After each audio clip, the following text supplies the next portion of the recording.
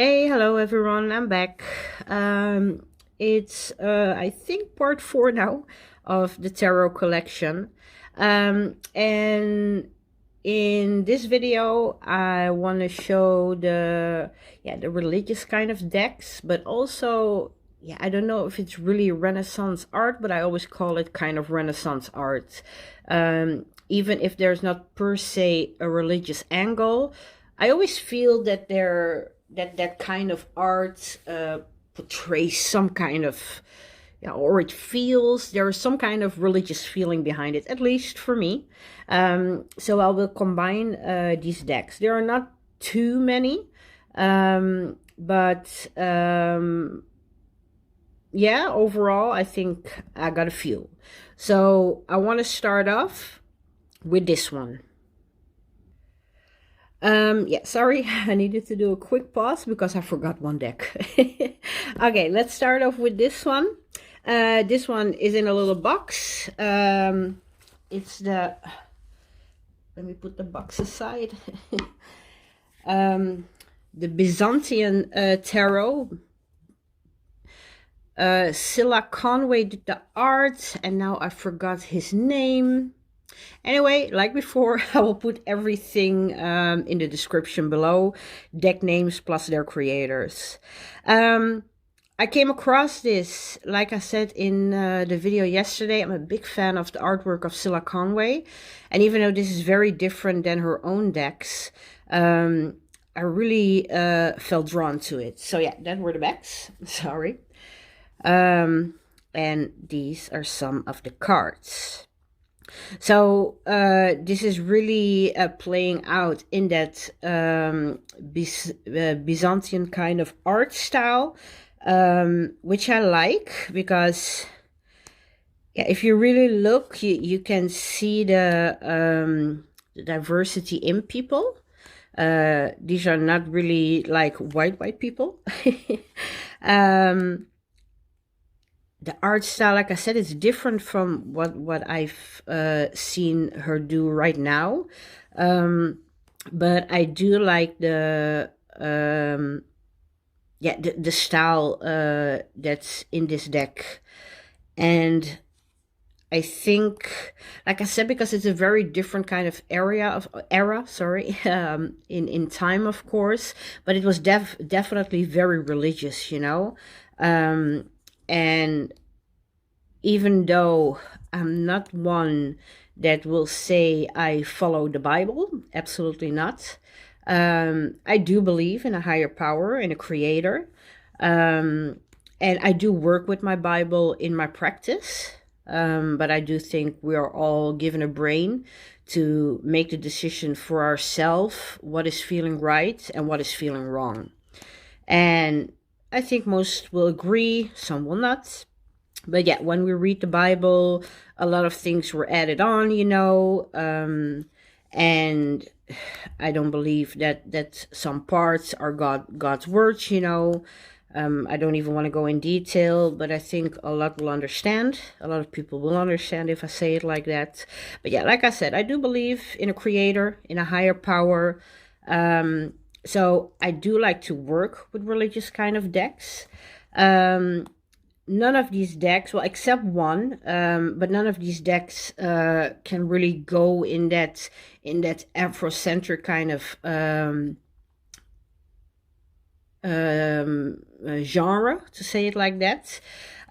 Because of course, and especially in this kind of style, that Renaissance kind of art, it's very white. But this one, you can, well, it's not black because, well, here you can see she's fairly white, but it's like a brownish tint to the people, like you can see here. So in my opinion, it's still not perfect, but it's better than some. And in all honesty, if I really go for a deck with that kind of art style, I'm not expecting to find there much diversity. I go in that knowing, because I always compare it a little bit. If I would get a deck of Yoruba style, for example, whether that's really religion or just the people. But if it's a style, an African kind of style, let's keep it African instead of just one culture. But yeah, you probably will not find white people in there because that is from their point of view, the people that are around them in that kind of era. So, like I said, I can be forgiving in that sense that these decks are, yeah, less diverse because, well, it's a European style, and yeah, in that time, yeah, um, the art style, yeah, was not inclusive in that sense. And again, we can have a discussion whether that was right or wrong, and I will have my opinion on that. But at the end of the day, this is European kind of art stylings, and yeah, I'm gonna see white people. Let's keep it at that. But yeah, like I said, this deck, there's definitely some diversity. I mean, even in age. And like I said, this is not a white person. So I do like that deck for this. It gives that a little bit of an Eastern feeling to it. But at the same time, there is that religious aspect into it. And yeah, because I do like to read with decks like that.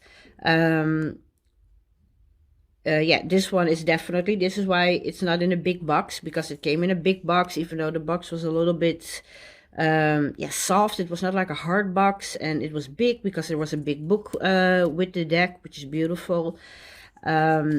So yeah, I have this one in a special box where it stays because it's one I take out a lot. So yeah, this one with a lot of rambling was the Byzantine Tarot, which again I love, and I'll keep or I will post, I'm sorry, the descriptions, or in the descriptions, I'm sorry, I will post the name and the creator's name, the title, and so forth.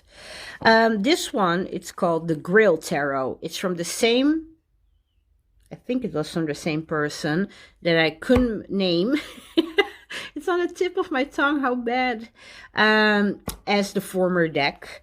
This one was hard to get for me, at least here in Europe, but I finally got my hands on it, well, some time ago already, but yeah, very white.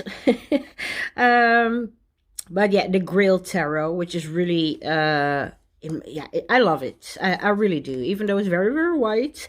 I love the religious aspect of the deck, because the Fool's Journey, here it's really about the Grail's journey, In this, I have my absolute favorite Emperor and Empress, and I will search for them if I don't see them while I'm flipping to show you, because the portrayal of the Empress and the Emperor are King Solomon and Queen Sheba. And I think she's one of the only, because here, yeah, you see a little bit diversity, but not too much. But Queen Sheba, of course, is portrayed as a black woman here, a black queen, as she was. I mean, she was the queen in Ethiopia. So I really absolutely love the fact that I have my King Solomon and Queen Sheba in this deck. So yes, again, for certain kind of readings, what I really wanna, yeah, the devil here is Lucifer. He's very white also.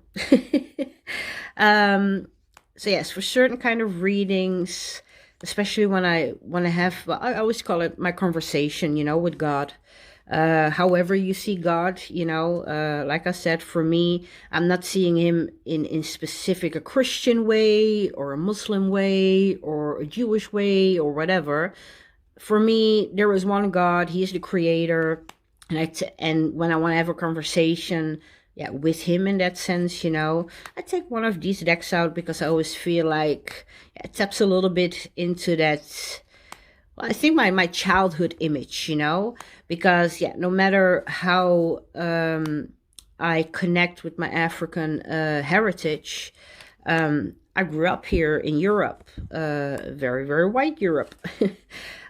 So when you see the paintings in churches or even museums and stuff like that, you get a fairly white perspective.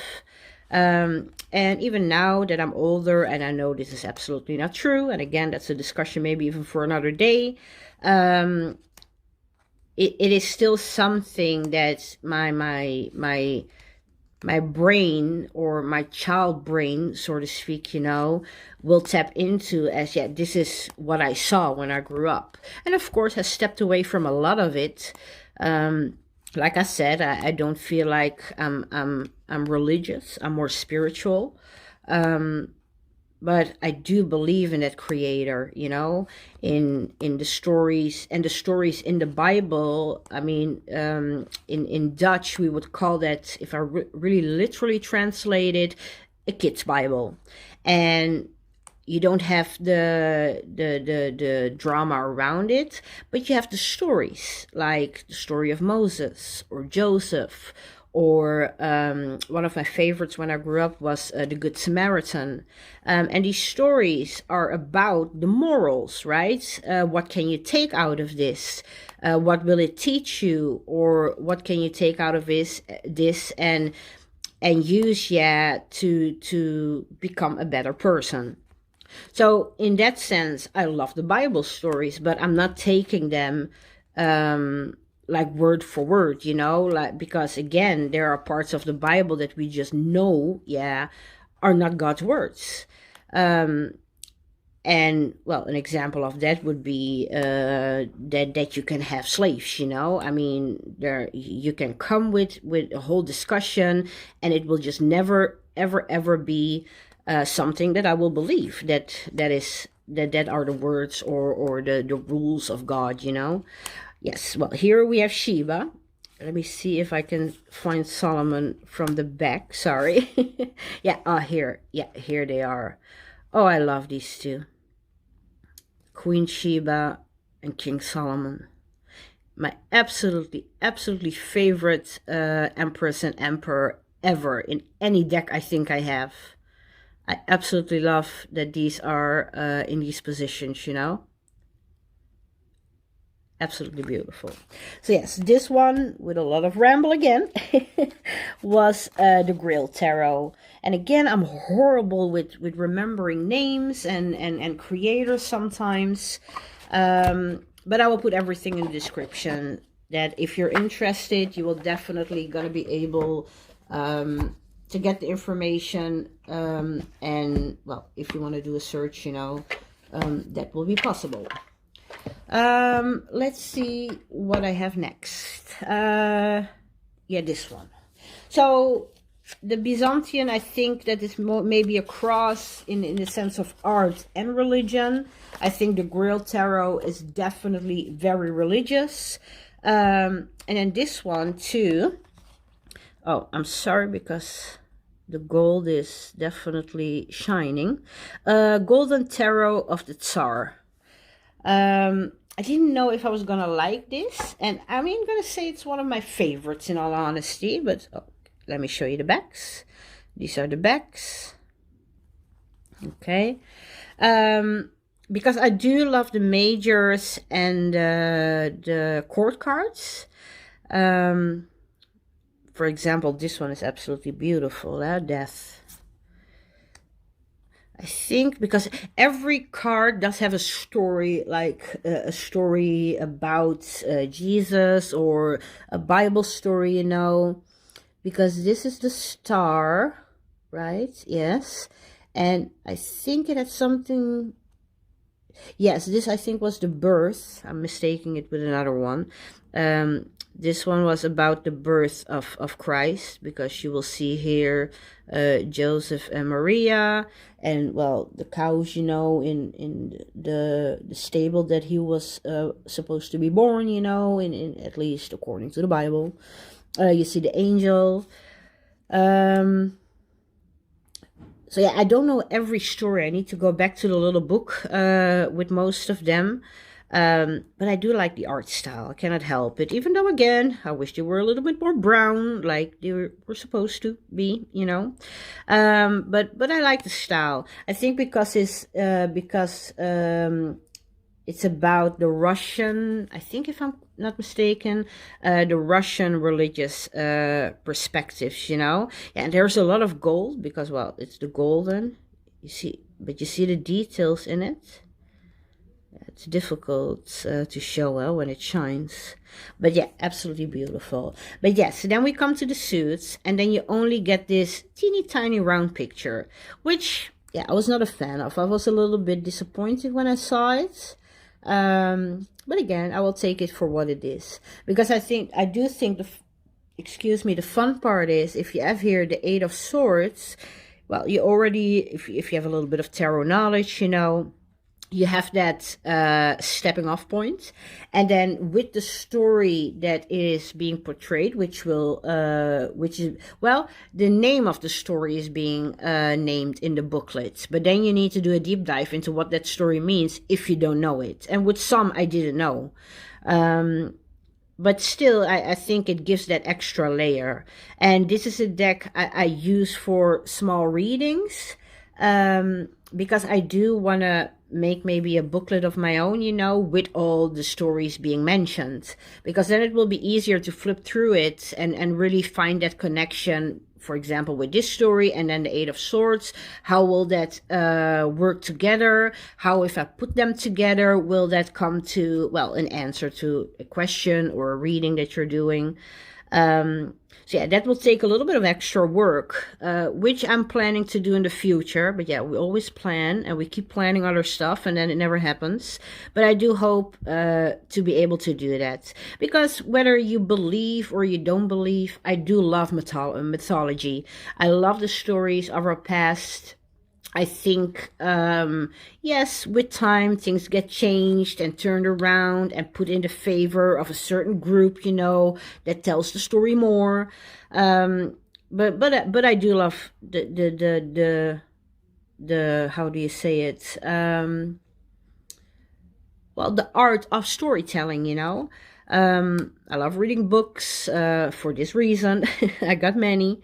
So yeah, again, a little bit, like I said, my first reaction was, oh, but the minors are so small. But yeah, it still gives the story, and I think this one is pretty clear, right? He carries the cross to, well, his own crucifixion. And yeah, as the 10 of staffs, that burden, you know. So even if you don't know the complete story, that is definitely something that you can tap into. And I think this one shows then in a very good way how that story will relate to the card meaning. But yeah, the full ones, like I said, I do love the style. It does have something, yeah, that I really adore, that I like. And when I go about a certain reading, that's, like I said, for me, I call it always my conversation with God, you know, because it is a conversation. When I pull something like this, it's not that I just lay 3 cards, you know, it's a conversation. I will ask a question, I will shuffle the deck and I will take a card and I will put it down and I will see how this one card would tell me something about my question, you know. And then, because let's be honest, when we ask a question, there are always 10 more, and especially when you get an answer. And when I have a kind of answer or I want to go deeper on it, you know, I will ask a new question and I will pull again a card. And with what I already know and what I've got, then I will ask another question, and again I will pull a card. So like I said, it's not that I just pull 3, 4 or even more cards and for one question. It really becomes a conversation, you know. And I can do that with one deck, or sometimes I mix and match, you know. I will take other decks as well. But yeah, this is how, like I said, this is for me what I call my conversation. So yes, this one, the Golden Tarot of the Tsar. Absolutely beautiful, very shiny. So yeah, that one is, like I said, Golden Tarot of the Tsar. Let me see what I have next. The next one is not per se religious again. It's more than the art style. Okay, I hope I'm saying this right. Golden Botticelli. Botticelli? I think so. Or maybe not. um, yes, let me see. These are the backs. Yeah, I etched it black. It needed to be black, of course. I do love the backings. Very simple, elegant, you know. So yes, I'm the right way up. This one too, but it has the golden details in it. Some bigger, some a little bit less. This one is the lover's card. And I think, if I'm not mistaken, these were pieces of his art that were either mixed together or cropped out of a bigger artwork. And because, again, it's very white, I didn't know if I was gonna really vibe with it, but I love the art style. This is the part in Europe that I do appreciate, even though, again, it's very white. I do love that, yeah, I don't know if it's the correct term, but that Renaissance kind of art style, you know, it definitely has something. And you see the gold, the way it's done, yeah, very beautiful. And I was a little bit surprised because when I got it, I actually loved the art. I was very, very happy. And then I was like, oh, but will it read? You know, because if you look at some of the paintings, this one definitely, you can see, you know, that this is justice very clearly. But I think there were some that I was like, oh, that's a little bit different than, yeah, what we're used to in a normal RWS clone or clone-ish, you know. But then I did a reading and it read perfectly, very beautiful. Even the little white book, it gives you enough to really work with. But I don't think if you really know your RWS, you will know it. But again, that booklet gave that extra cherry on the top, so to speak, you know. So yes. Definitely. So, for example, with this is the Two of Pentacles. And even though you see clearly Two of Pentacles, the fact that I got 3 children here playing is, of course, a very different portrayal of, yeah, what we're maybe used to, you know. But again, it read very good, to my surprise, in all honesty. This one too, you know, the Two of Swords, very different again from what we're used to. But like I said, with your own knowledge and then that booklet, that definitely gives that cherry on top, you know, a very good reader. Yeah, I was surprised, in all honesty. But yeah, I wanted to give it a try because even on the computer, just the pictures, they were definitely something that I was interested in. So I really wanted to see that, you know. Here, like this, the Ten of Swords, very different, which I like because I'm not always a fan of the 10 swords in the back, you know, especially because I don't read it that way. But yeah, you can definitely say with this deck, it goes its own way. At the same time, it's a very good reader. I really enjoy picking this deck up and reading with it because it's just a beauty when you spread it on a table. So yeah, I definitely, for me at least, like I said, it's a joy to work with, you know. So yes, that one was the, oh my god, I'm gonna slaughter it again, huh? The Golden Botticelli. Very beautiful, very beautiful.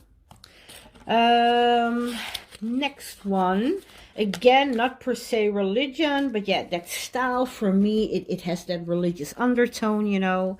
And it's the Golden Tarot by Cat Black. It's always easy, yeah, when they put the name. Let's see. Let's see. These are the backings, beautiful. I love that elegance and that simplicity, you know. Beautiful gilded, although sometimes a little bit harsh on the hands. But we will take it because, again, it's a beautiful deck. I love the art style. I love the fact that there is an, well, I don't know. Let me take it up close for me. Yeah, see, I think it's a cheetah. but it's like it also has some mains going on, so I don't know what that's supposed to be. It looks like a cheetah. It has the tears by the eyes, you know, the black fur. But yeah, again, I love this art style, you know. It's something I really enjoy. Sometimes I judge myself for it because, again, it's so white. But I allow it because, well, we all have something that we may not, or we're supposed not to like, but we like it anyway. And I love this. I love that Renaissance kind of feeling, that old European kind of art style, you know. And yeah, definitely very RWS, yeah. These were multiple paintings collaged together, but in a very beautiful way, because before I even heard about that it was collage, I couldn't even see it. Again, unless you go with a loop on top of it, you might see something, but yeah, I hadn't noticed. But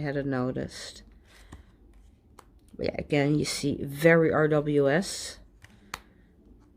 So easy to read, you know. If you know your RWS, this one will definitely not form any problems, I'm presuming. A beautiful death card as well. Yeah, the only thing, it's very, very glossy. That's not always my favorite as well, but again, because if you love something, I think all of these things, you know, we will take for granted with it. Yeah, see that 10 of Swords. It's not my favorite, you know, because 10 is about completion. Yeah, well, this is a different kind of completion. It's not the one that I would prefer, but yeah, you see it almost all the time in the 10 of Swords.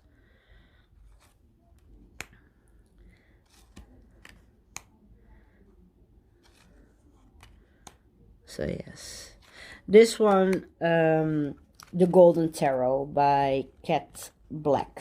It was, yes. Okay. Well, I think I got 2 or 3 left, so we're going fast, I think. Or maybe I'm still talking too much. Let's see. Okay, next one. One of my favorites, yeah. The Influence of the Angels Tarot. Oh, I love this deck. Let's get it out. Yes, these are the backings. In the beginning I was a little bit like, but blue doesn't fit. But I'm now so used to it and I love them. Also the hardish kind of foiling, you know, gold. Not always easy on the fingers. For me, this is very similar to the Golden Tarot, but of course in this one we always have an angel, whether it's a small one or a big one. There's always some kind of representation of an angel. But again, it's that same kind of art style, you know, and I love it. I really enjoy it.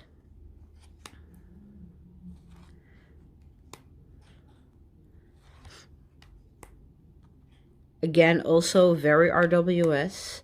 I think, again, if you have some familiarity with the RWS, this one will not be too much of a stretch. The booklet itself is a good booklet. You get a lot of extra information. So this is definitely, I think, a deck that, yeah, anybody can pick up and work with, if you choose to. You see here in the back, oh my god, that's so beautiful. This too, very glossy, but yeah, same as what I said before about the Golden Tarot. Yeah, when you love the images, you know, you're gonna take these things for granted. At least I do. I'm not too much of a card snob in that sense. If I love the art, yeah, I will take what I can get. Yeah, okay. So this one was The Influence of the Angels Tarot by, do I know by who? Jody Boginski, if I say that right. But again, I will put everything in the description. I think that's much safer. Which one will I do first? Okay, let me do this one because this one is religious. It comes in a baggie, so let me take it out. Well, in this beautiful bag, and I think a lot of people already know which one this is then. This one is the Mystery of the Black Madonna. These are the backings. I etched mine in this dirty kind of vintage brown look. And yes, I don't think I need to say why I love this. The Black Madonna. Even though the guidebook is definitely a good book, don't get me wrong, you know, a lot of, or not a lot, but some of the Black Madonnas are then combined with a different deity. And that's not something, how do you say that? It's not something I'm a fan of. Let me put it like that. Because for me, the Black Madonna, even though here, again, in Europe, they like to say it came from Poland, you know, which, well, let's be honest. I don't think that the Black Madonna came from Poland, but okay. For me, like I said, that origin is really in Egypt, you know, where we see the first mother-son kind of sacredness in Isis and Horus, you know. We see that in the Bible, that story came back, and that's what I mean. I don't take everything that I read, you know, in the Bible like it's an absolute truth. I know that stories are being told over and over again, and to a certain point, people will think it comes from their own culture, you know. So yeah, with this one, like I said, for me, this is just the mother in that sense, the female part of divinity. Because that is something that we don't teach or not get taught, you know, from a Bible or modern day religion. I don't think that there is just a male God, you know. The universe is made out of balance. So if there is a masculine divinity figure, there must also be a feminine divinity figure. So for me, this deck is really, like I said with the other one, sometimes I will do that as a conversation with God, you know, and this one I will definitely use, you know, to ask a mother's advice in that sense. And I don't mean then my earthly mother, I mean the divine mother. This I will use because they're very deep. I will take one card, and I do this a lot of the times also, like I said before in one of my videos, as a focus, you know, like, okay, we got a new month, what is it that I should focus on, you know. And then I will read the story, and I will do some extra research online because, again, I don't take everything from a book as an absolute truth. So I will do my own research. And then I will combine it with other decks, whether that's in that same moment, or sometimes if the answer is not directly very clear, or I'm still in denial, as I used to say, I will take other decks, you know, to really dig deeper, like, okay, why is this answer coming up? But yeah, then this one is still, the focus. And this card, if I pull this card, for example, that will be up on my altar the whole month. And every time I do a reading concerning it, or I want to know more about it, it will come back, and any other kind of reading will go around it. Because again, even though this is a tarot and it has the tarot structure, there's too much in one card. If you would pull 3 cards from this, I wouldn't even know where to start, you know, to begin to do the work. And I don't like to pull up too much in one reading, because then it's about, oh, okay, I need this, this, and this. Okay, so this is what I need to focus on. Then we put the cards away, and then we do none of the work. So again, for me, it's better to put one and really work with that. Even if that means it will take me 3 times as long, but then at least some of the work will get done. And sometimes it will take longer than a month. I did a reading, I think it was in the beginning of November, about a certain subject. It was again a focus question, but I pulled a card of the legends of the legends of witches or something. Anyway, Bastet came up, and the month before I worked with Sekhmet. So the fact that these two came up after each other, it felt like, okay, there's more here. So I'm still working with them. We're now, well, almost end December, and I'm not planning or feeling like I'm done yet. So I will take these two with me, in the new year. So that's, of course, a personal choice. But I think it's important to acknowledge to yourself, not just because the month is up and you work with new decks, or you want to do something else. Are you sure the work is done? Because at the end of the day, what's the point of doing it at all then if we only do it halfway? At least, again, that's my opinion, So like I said, most of the time it's a month that I really dive deep into a subject. And yeah, like I said, when I work with this, I will go deeper, It really is a month's work, or sometimes even longer. I love to pair this one. It will be shown in one of my Oracle collection videos with the weavers. These and one of the weaver cards, one of this, and then I put a weaver next to it, and oh, they give so much. And for some reason they like to get along and gang up on me.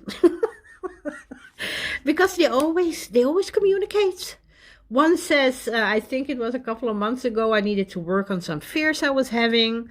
And then I was like, okay, but I was again in denial, right? Like, I don't have fears, at least deep ones, I thought.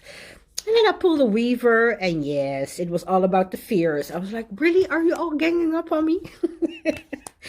Yeah, but I love when that happens, because at the end of the day, these are 78 cards, and the weavers, I think, is 44 or around the 50s. I don't even know. But anyway, from all the cards you can pull, you're going to pull the ones that actually communicate well with each other and tell you actually the same thing.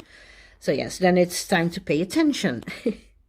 But yeah, this one, and like I said, the weavers, great combination.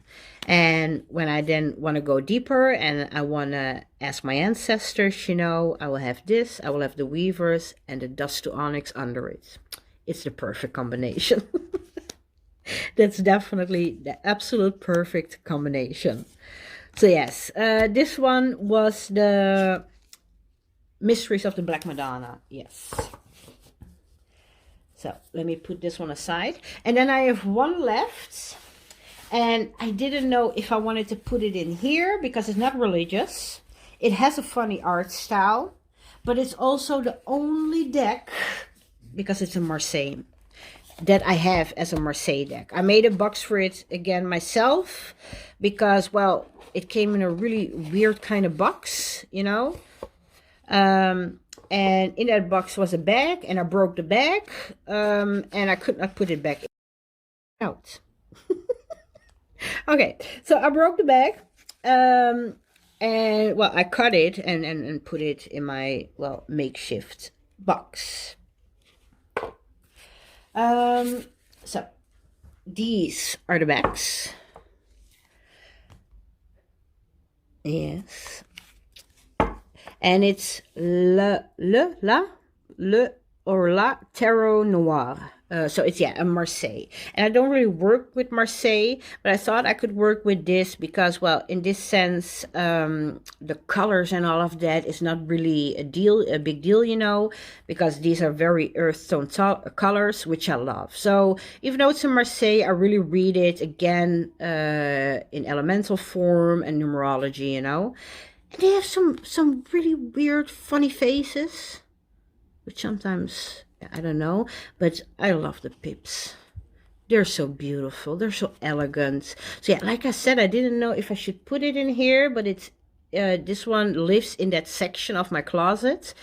I didn't know if it was really something that should be put in here, but yeah, because it lives there too, I was like, I will put it in here.